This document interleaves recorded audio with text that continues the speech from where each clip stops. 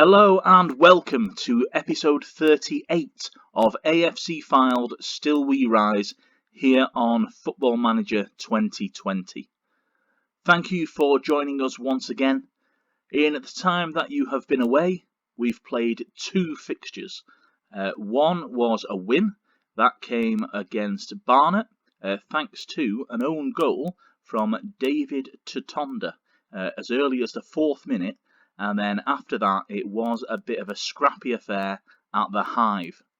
Barnet came up with us from the National League, so they won the playoffs last season, and they haven't done, certainly not as well as ourselves.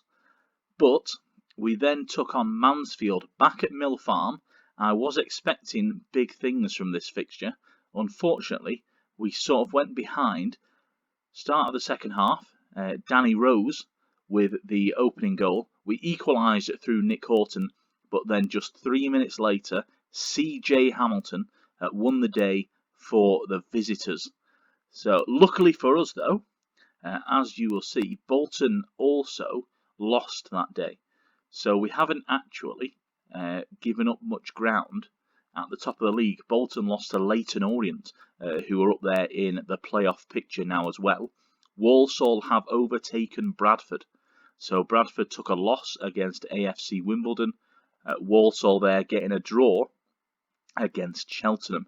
So it looks like Bradford are on a bit of a bad run at the minute.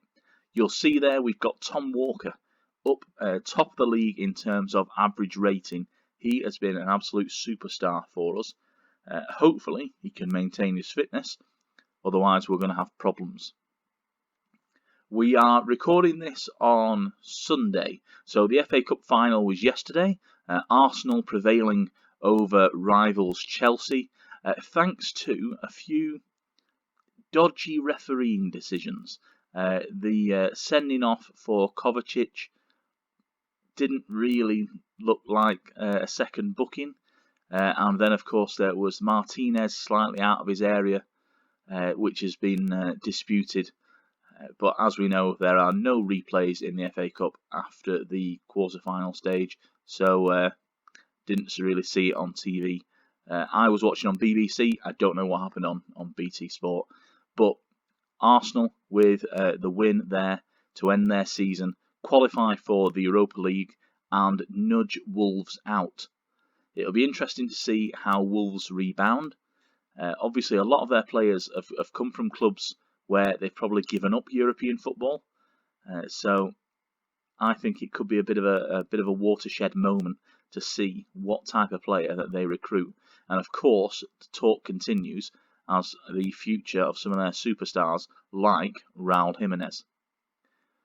Eddie Howe has left Bournemouth following relegation. Obviously, there's also a vacancy at Watford following the departure of Nigel Pearson. But in the game, and this is quite an interesting one, the AFC Wimbledon job is available. David Dunn was sacked.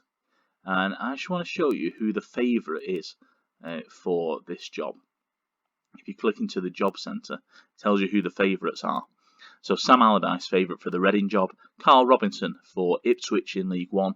But down in League 2, AFC Wimbledon, their favourite is Marco Silva at 5-2. Has his stock fallen so much that he's now the favourite for the job with the Dons? I mean, previous to that, of course, he was with Everton and Hull City. It seems a bit out of place, to be honest. But hopefully, I'd quite like to see him come into the league, and let's see what he can do. AFC Wimbledon down in 15th place at the minute.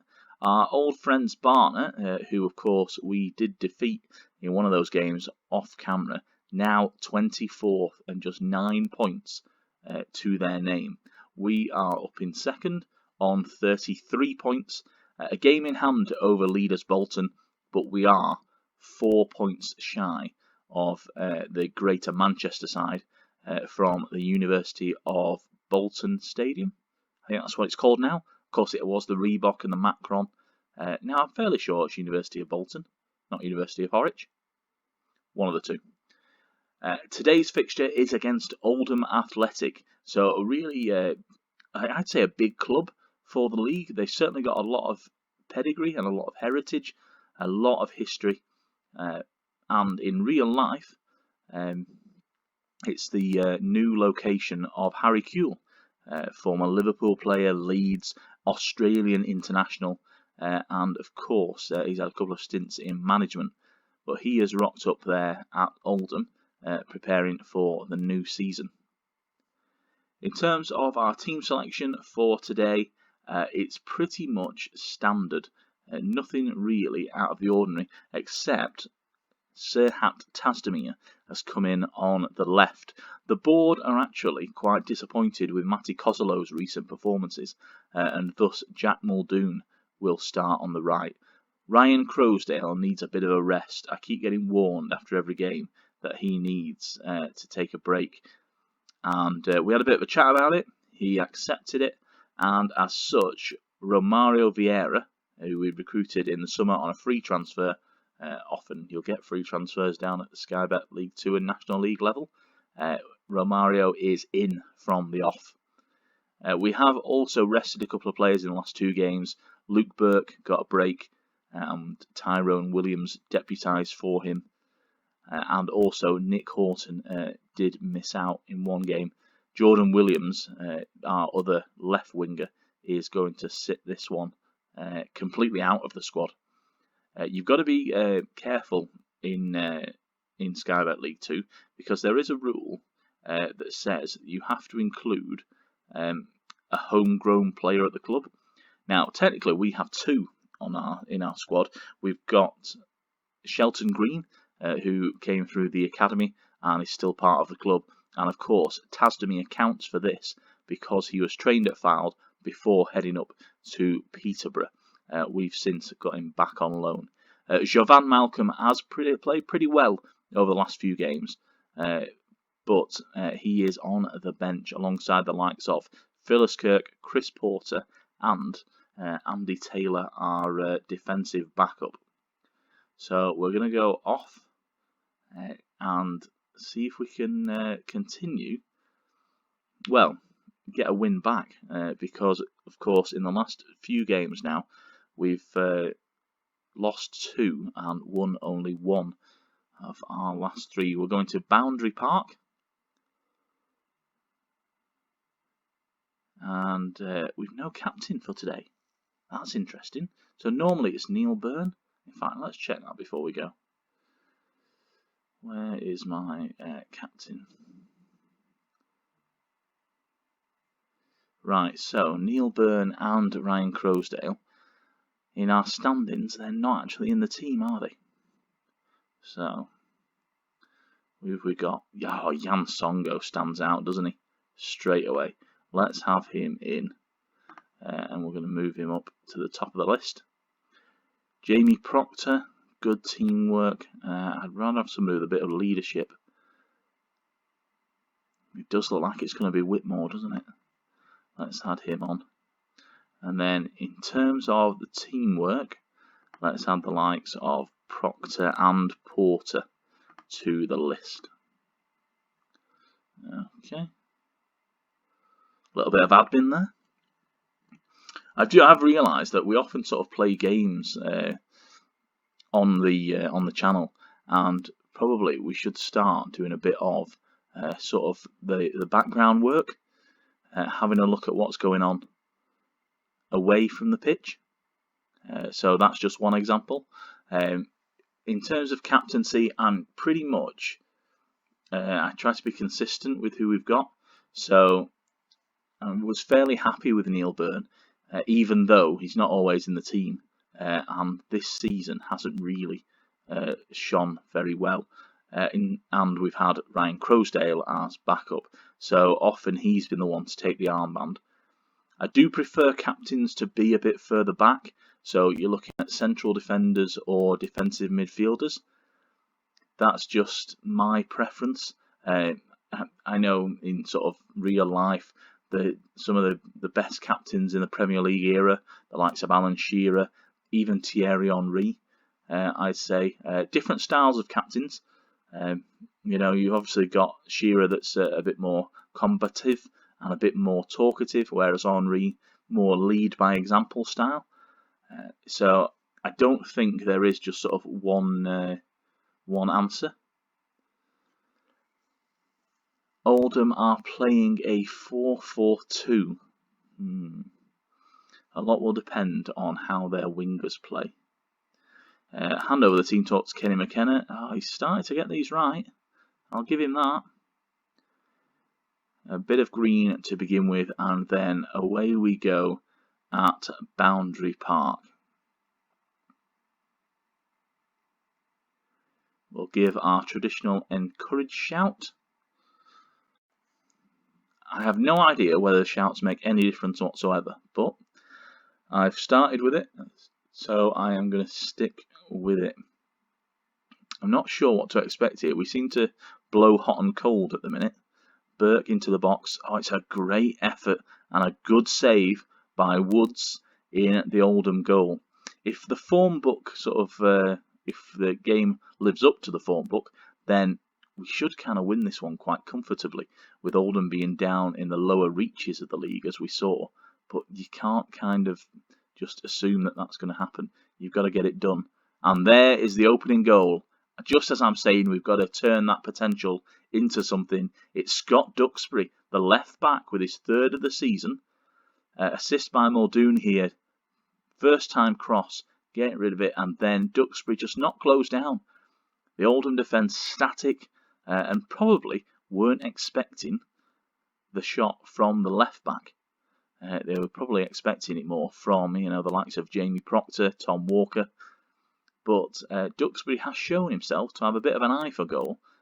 He scored a very similar goal in a previous game. He actually scored 2 in 1, earning the first 2 goals of the season. So, and there's the fear, you see. Tom Walker, who we talked about being one of the absolute standouts for us, takes a bit of a knock. I suspect that other teams might start to target him, which is a big concern. Although Bradford are losing. Bradford were one of my tips for promotion. I think it'll be Bolton and Bradford, 2 of the 3 to go up. Not sure about the third. I mean, hopefully that's ourselves. Let's be honest about it. That's the dream. But and that's wide from Muldoon. He was offside anyway. Not sure he knew about that. But Bradford, they're suffering another loss. They've sort of had a bit of a blip as of late. Not what you expect from Bradford, who I think are a really good side. And I'm thinking that they're going to go up.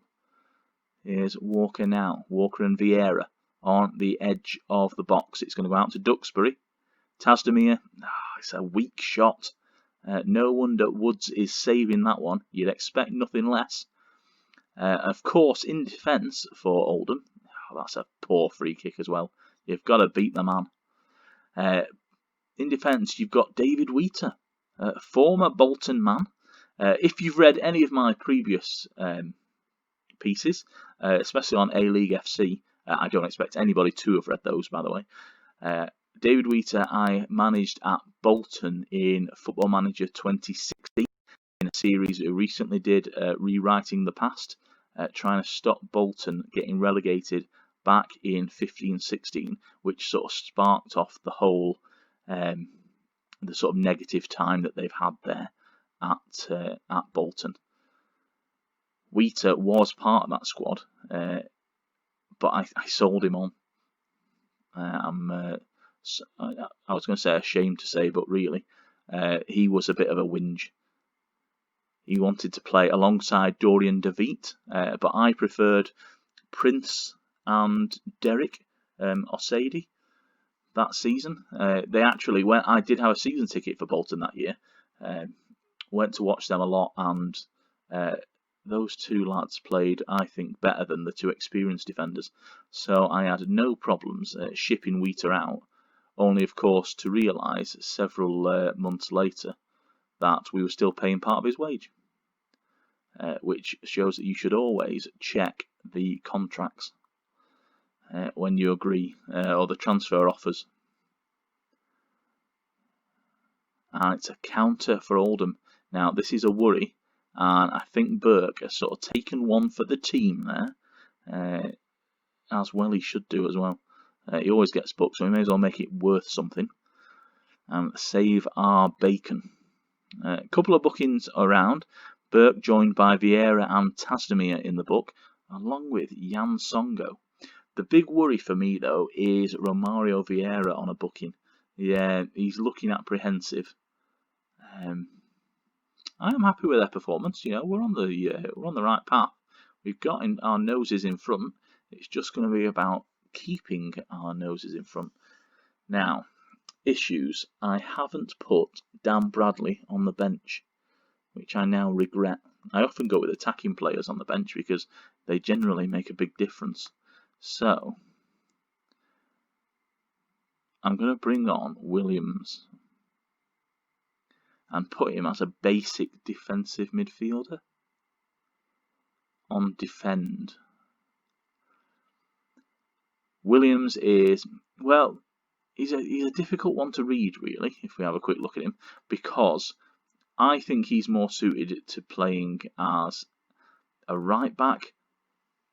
If we look at his stats for that, he's only got middling pace, though. He's more of a defensive option as a right back, whereas Burke will push forward and bomb on for us and really make a difference in the final third. Williams is a type that's going to sit back and just be there to sort of stop the opposition winger. But he can play in the middle of a defensive centre-back role. Defensive midfielders and central defenders often have very similar stats, and they sort of can perform in that role given the sort of the situation. So we're going to bring on Tyrone Williams. Jan Songo, of course, does a really good line in defensive midfielder. I keep getting told by the staff that that's where I should be playing him, but I am not changing that for any money. It's staying exactly as it is because we need him more in central defence. There's a big clearance there by Oldham. It's going to be Oldham on the attack. That's normally what happens now is that we concede the equaliser and have to go chasing a winning goal, which just leaves gaps at the back for us. But Muldoon, who today could earn promotion. By the time you watch this, you will know whether Harrogate earn promotion to the Football League or not. Hopefully they do, because Jack is he's a really good player. You know, he's a great lad. He was at Fylde, and a really good seasons of performance from him. So I think he's been on fire for the last 3 seasons at least, maybe 4. So I'm hoping that him and Harrogate can really get promotion there. Up against Notts County, who have only spent 1 season out of the National League, whereas Harrogate, I don't think ever have been in the Football League. So hopefully Harrogate can get the job done there. But as I say, you will know about it. By the time you watch this, that will have been overdone with, and you will know exactly the clubs that will make up the League 2, National League and National League North and South for next season, of which, of course, Fylde, unfortunately, will be a member of. We're now hitting 60 minutes on the clock. It's probably time to just freshen things up in the final third, just as Bolton take the lead in their game. So they're doing really well. I'm going to bring on Kozolo. Am I going to bring him on? He hasn't played well as of late. I'm not going to bring him on. I'm going to bring on Jovan Malcolm for Tasdemir. And we're just going to see. I used to have a lot of success with an inside forward on that side of the pitch. So let's go for that and have Jovan taking over there. And now it's a counter-attack for ourselves. Muldoon leading the charge. Superb tackle by Gallagher. And that's gone in there to deflect the ball out for a throw-in. of which we didn't really get a highlight of, but another throw-in has led us into the final third. Burke through. Oh, it's going to be cleared by Oldham, but comes straight back. Horton, Proctor, Williams, Horton again, and Javan Malcolm with the drive, narrowly just over. Oh, these are the type of games that are really tense.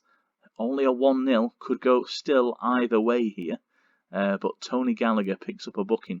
That's both of the Oldham fullbacks on a bit of a tightrope, as Serbe. Oh, he's just wide as well. He was forced wide by our defence there, Montgomery, really doing a good job there of keeping it out.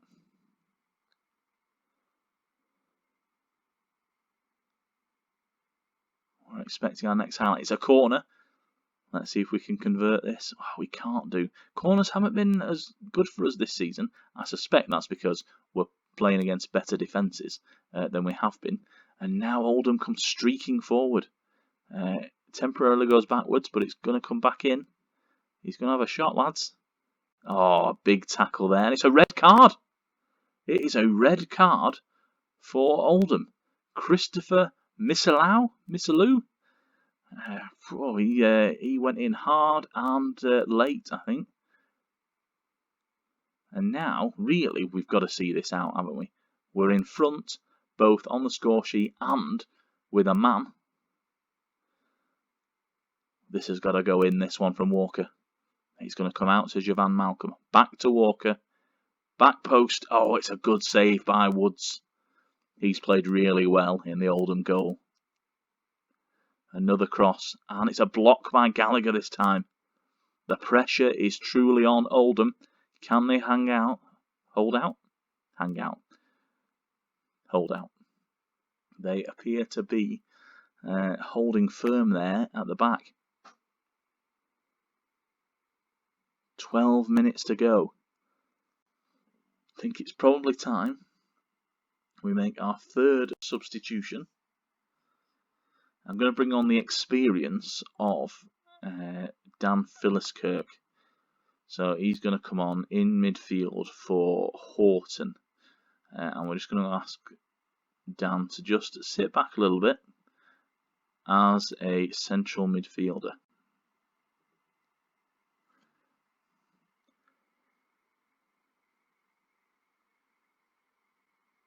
Into the last 5 minutes any second now, and we are still just one goal up.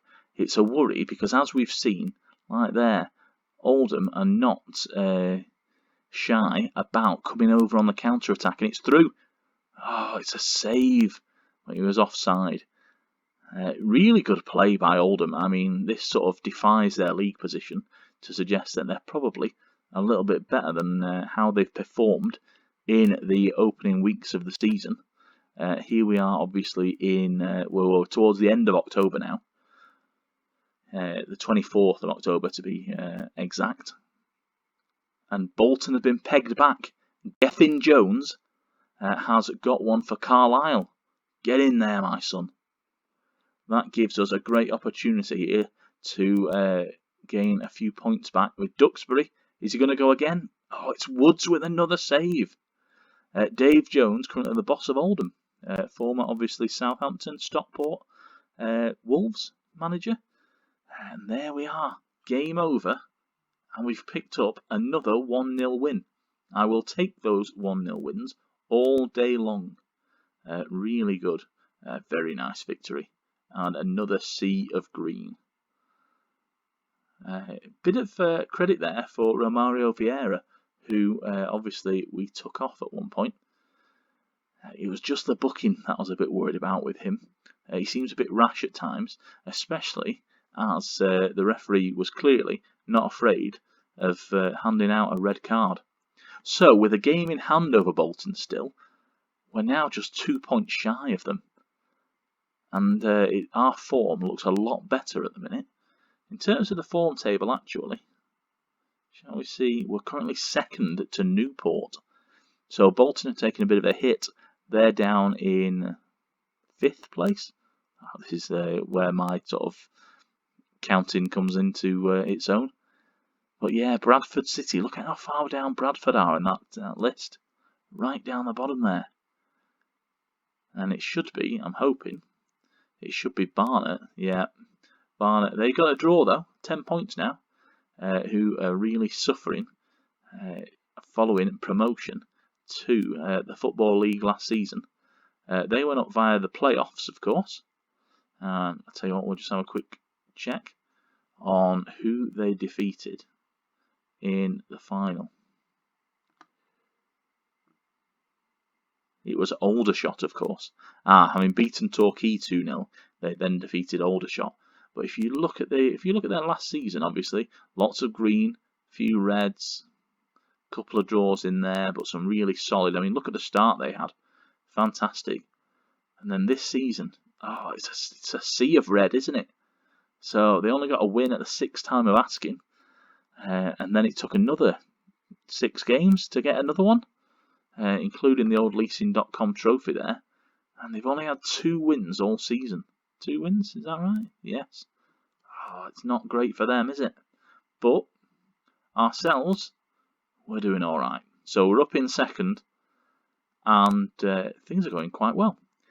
I did say in the last episode that I was going to tell you who we got in the FA Cup draw.